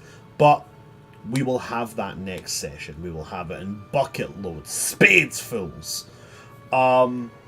But unfortunately, we're going to wrap it there for today, folks. Now, trigger warnings for next session. Descriptions of decay and decay on bodies as well. That's all I can think of. Are we all good for next week, guys? Smashing. So we are all good for next week. That's good to hear. If you like what you've seen here today, folks, please do consider going and checking out all of our social medias. Pretty much any social media you could ever look at, we have. So you can go and check out our Twitter, our Instagram, our TikTok, all of them at World Tree Quests. We also have a Ko-fi, and the Ko-fi's got a lot of really cool benefits to it. If you join our Ko-fi and you do become a supporter, like from the basic level, you'll get part of a monthly newsletter where you'll get kind of let up to date on, like, you know, hey, these is going to be happening, this is going to be happening, all the way up to and including every month you'll be sent, like, you know, homebrew creations, things that exist in the world of Atuma.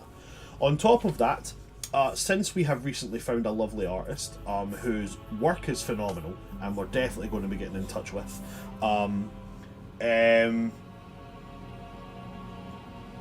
now that I know an artist I would like to get in touch with, once I get in touch with them and figure out stuff there, I'm going to start releasing my subclasses as well as purchasable on the Ko-fi page. And the first one that's going to be released is the Mech-Engineer Artificer. So if you've ever wanted to play an artificer who climbs into a mech and goes pew pew or smash smash with a giant fist and a railgun, I made a subclass where you can do that. You can also push a big red button and make your mech go boom, which is always fun. So keep your eyes peeled for all that, guys. I'm going to drop the link for our Ko-fi page into the chat. Again, I would also like to just give another shout out to, as you just seen there on our little slideshow, the lovely artwork by, am I pronouncing it correctly, Schmilliot? Call him Schmills. Schmilliot, whatever. Go and check them out because the artwork is phenomenal. And Schmilliot, expect an email. We will be getting in touch. That sounded incredibly ominous. We like your art and we would like to buy some. Any and all proceeds that are raised from the Ko-fi page from anything is going straight into the artwork for the channel. Other than that, if you want to see the stuff that I do personally, you can check out my TikTok at Son of Asgard. If you see any of my other social medias, no you didn't, my mother is an Irish Catholic. I'm going to pass over to my players now and let them plug their own lovely shenanigans. Kyle, anything you'd like to plug at all? Just the usual. If you've been keeping up, you know that I do start playing. So if you want to see me in the DM seat instead of the player seat, by all means, come find me at just Kyle at Start Playing Games. I am looking to possibly do a couple new campaigns. Essentially, I run the 5e campaigns, but I then stretch them out and add all sorts of wacky and crazy stuff that's based on what you guys want to see. You want homebrew items, you want homebrew quests, even potentially homebrew characters or classes, like the one of stuff from World Quests that'll be getting released. Come let me know, and we will see what can be done. I also am starting to look and consider at other TTRPGs. So if there's anything that you would love to see or want me to try out and learn, by all means, let me know and we can work something out. Fantastic. I'm going to pass over to the amazing creators. Thanks very much, Kyle. You're also an amazing creator. Don't you talk that way. I don't create, I run. That way about my friend. I run, not create. Denny, anything you'd like to plug at all? Hello.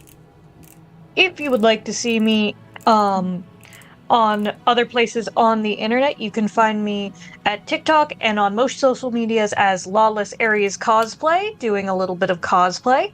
And if you'd like to purchase something from me, I am currently on Instagram at Magpie Finds Jewelry. I'll be setting up an Etsy soon, but right now I'm moving towards doing 2 craft fairs in the end of March. So if you're in the Delaware area, make sure to follow that Instagram so you can find out when and where those are, so you could come get some stuff like this that I made during our session. Lovely. That would be all for me. Fantastic. Diamond, anything for yourself at all? Hiya, I'm Madness Diamond, but since you see my character possibly lose her fucking shit, you can call me Diamond. I'm a TTRPG actual player and content creator of all different kinds. I do everything from writing to cosplay to everything between. You can find my socials in my Beacons link, which is beacons.ai/Madness Diamond. But on most social medias, I am Madness Diamond. Unless you're looking at me on TikTok, I am Madness Diamond 2.0. Mondays, you can find myself and the lovely That One Warlock on the Starfield, playing Werewolf the Apocalypse, Guardians of Neptune's Cairn, where I play Soiree, the Silver-Fanged Ragabash.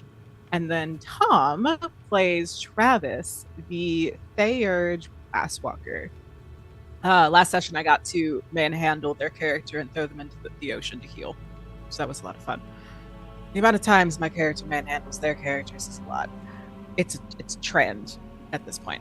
Then on Tuesdays, you can find me with our lovely Selkie Cove over on Dinner Games Switch channel, where we are playing Emerald Sanctums, a World of Darkness Orphans campaign where we all play different playbooks, because why not?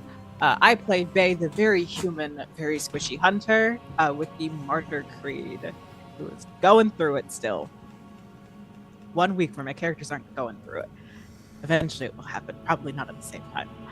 And then on Thursdays, you can find me here on World Tree Quest playing Fathoms Below as your lovely Battlemaster Barbarian Melusine Vestra. And you can also find Tom here playing Ariel the Sea Witch, who it has a lot of things that need to get done. But then also you can also find Tom on Wednesdays over on Dice and Autism playing Numeralis, where they play Connor Hutchinson. And then you can also find them here soon on Tuesdays on Ivy Shadow's channel, playing a new campaign that's name I cannot remember at the moment. So it happens when you try to do somebody else's intro for them, because they are not here. But yeah, you can find them at That One Warlock on most of the socials. You can find me at Madness Diamond, and that is me. Fantastic. Thank you very much, Diamond. And last and most certainly not least, Selkie. Anywhere we can find your lovely face. Hello. You can find me pretty much everywhere at Selkie Cove or Selkie's Cove, just depending. I liked the username so much that I literally have changed the order of my name from Cove Selkie to Selkie Cove. So that's where we're sitting out in life. But you can obviously find me here on Thursdays playing Echo, who's been here for 8 hours, and somehow Thresher's here now. It's been 8 hours. So next session might end in bloodshed. Will definitely end in bloodshed. but not the kind I was originally thinking. Maybe accidentally, we'll see. Anyway, then you can find me every other Friday on Internet Game playing the Cyberpunk Red game, where I get to play Jester, the homicidal Jester.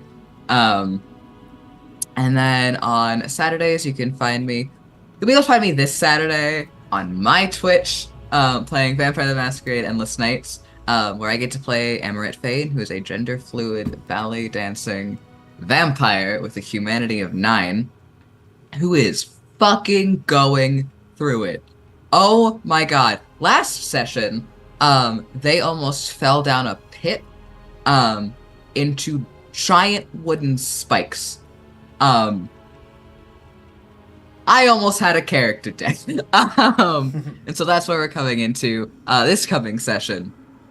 And then, as the lovely Diamond said on Tuesdays, you can find me over on Emerald Sanctums, where I get to play Thea Kramiren, who is a pirate captain from the 1700s, now in modern day, who is looking for his crew, trying to figure out what happened behind their disappearance. Has spent a lot of the time this past session in the sewer, on the tail of one of his crew members, who is also one of his lovers. He gave warning before jumping off the balcony. That's all I'm saying. But that is it. Thank you very much. And with that, guys, that is everything from my players, so that's everything from me. Thanks very much for coming to see us, guys. I've been your DM of Doom, Son of Asgard, or World Tree Quest here on Twitch. With me today, we've had my lovely cast.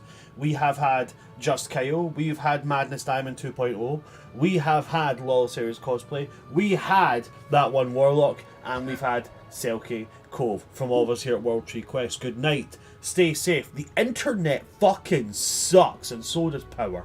And also do not pull a finny. Good night, folks. Good night.